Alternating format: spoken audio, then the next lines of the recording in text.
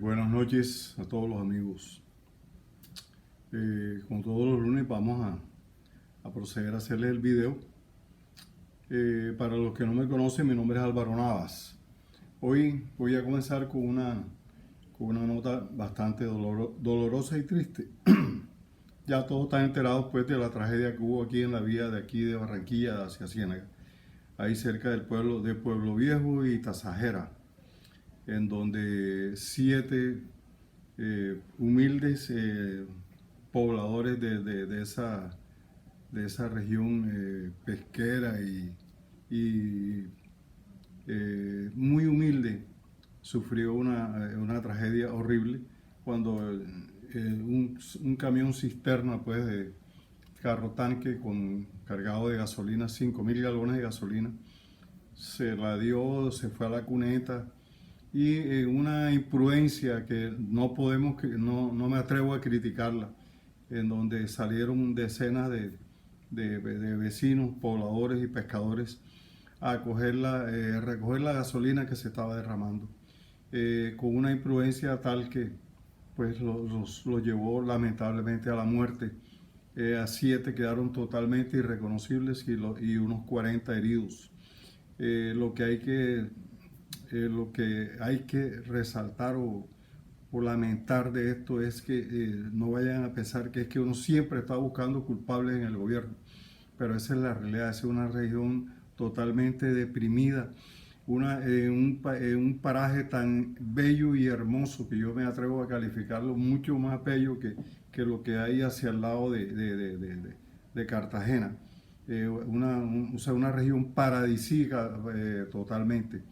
Estas personas víctimas pues de la pobreza, de la falta de educación, pues cualquier oportunidad que ven de pronto de llevar algún producto a su casa, pues ellos lo aprovechan con tan mala suerte que eh, el camión no explotó, como habían dicho inicialmente. La gasolina que se estaba derramando, seguramente las esclusas por donde entra la gasolina, pues se abrieron y de pronto pues el calor alguno de los curiosos atendió una llamada de celular, pues, y eso inmediatamente fue un total incendio, eh, cosa que estamos lamentando.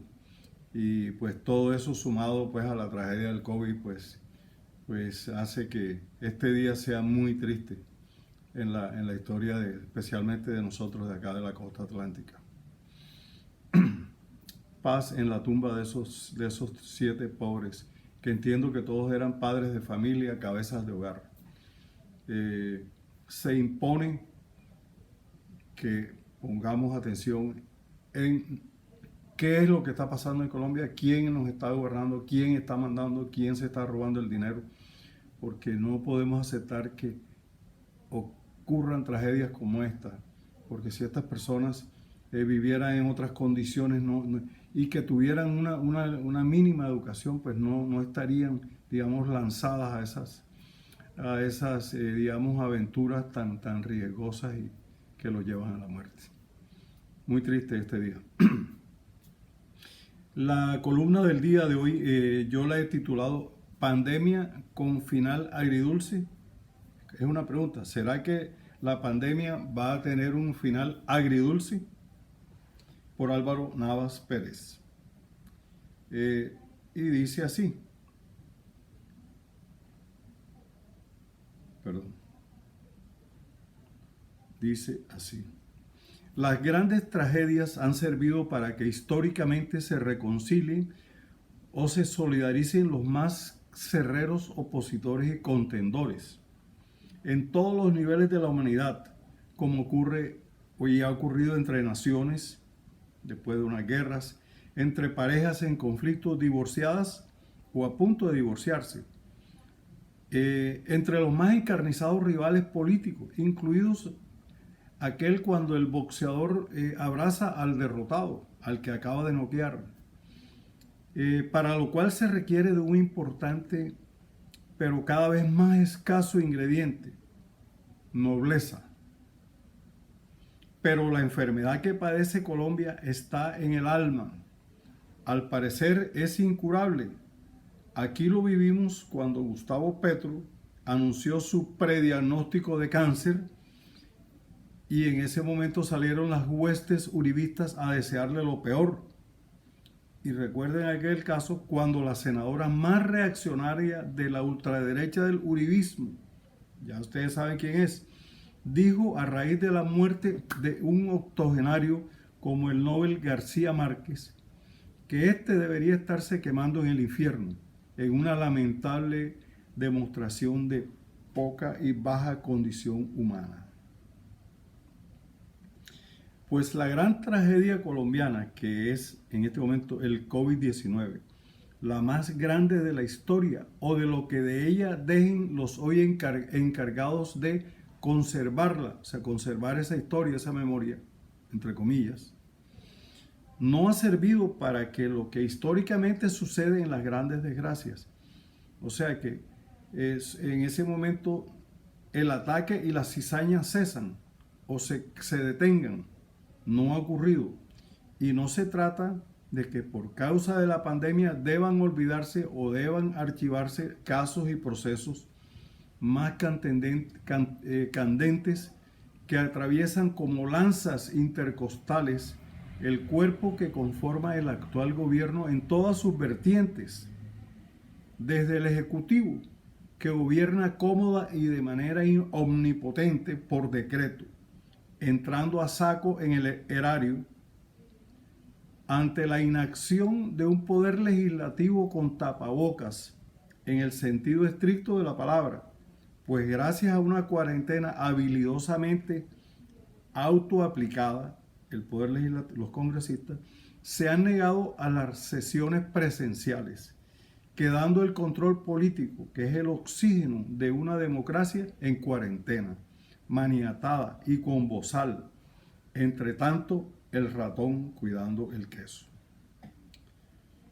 Es un hecho que el COVID-19 llegó como caído del cielo para todos aquellos que están implicados, vinculados, investigados, acusados, procesados y judicializados ante fiscalías, juzgados, tribunales, cortes, por diferentes delitos, entre los más comunes de corrupción, paramilitarismo, desplazamiento forzado, homicidios, todos con un abundante acervo probatorio y con una muy complicada posibilidad de coartada, por lo que el anhelado por la gran mayoría final de la pandemia y la cuarentena tendrá una connotación agridulce, porque se reactivará el funcionamiento de la justicia en todos sus escenarios, la actividad legislativa para el control político se reanudará y será cuando el horizonte hacia el 2022 se despejará. Y entonces, como dicen por ahí, vamos a ver cómo es que estamos. Las cortes y la fiscalía tendrán que buscar buenas excusas para la dilación de indagatorias, audiencias e investigaciones. Y ya Colombia no comerá del cuento de la polarización. De cualquiera que haga una crítica, enseguida es enemigo, está fomentando el odio, el rencor. Porque quien califique a quien denuncia a un corrupto como polarizador o generador de odio es porque es corrupto o es connivente con este. Y llegó el momento en que los casos de Odebrecht, Reficar, Hidroituango, Bonos Agua, los casos de los implicados con el caso de Aida Merlano, como Julio Gerlain, Arturo Char, el caso de la ñeñe política que involucra al propio presidente Duque, al senador Uribe, a Calla Daza, que era su máxima, asistente, secretaria, confidente, ahora sorprendida en una grabación con la directora del Centro Democrático, Nubia Estela Martínez. En una conversación cuando aquella, o sea, Nubia Estela le dice que ya recibieron los $300.000 del empresario venezolano Edwin Ballesteros para la campaña de Duque, violando la ley electoral que prohíbe financiación extranjera, si llega a comprobarse. Es contundente la grabación, lo que dejaría automáticamente inválida su credencial como presidente. La indagatoria ante la Corte a que fue llamado el senador Uribe por los tenebrosos perfilamientos a periodistas y opositores, en fin, un interminable rosario de procesos que deben desde ya entregar un fallo y unas sentencias, sea cual fueren, si queremos ser catalogados como un país viable y decente. Si la justicia actúa y falla en derecho, y los magistrados llenándose de valor, desoyendo las presiones a que está sometida, en al menos de la mitad de sus procesos, de los procesos que tiene en sus manos, si falla por lo menos en la mitad, la caída de la clase política actual involucrada en los hechos mencionados es inevitable. No hay mal que dure más de 20 años, ni pueblo que lo resista. Muchas gracias por escuchar. Buenas noches.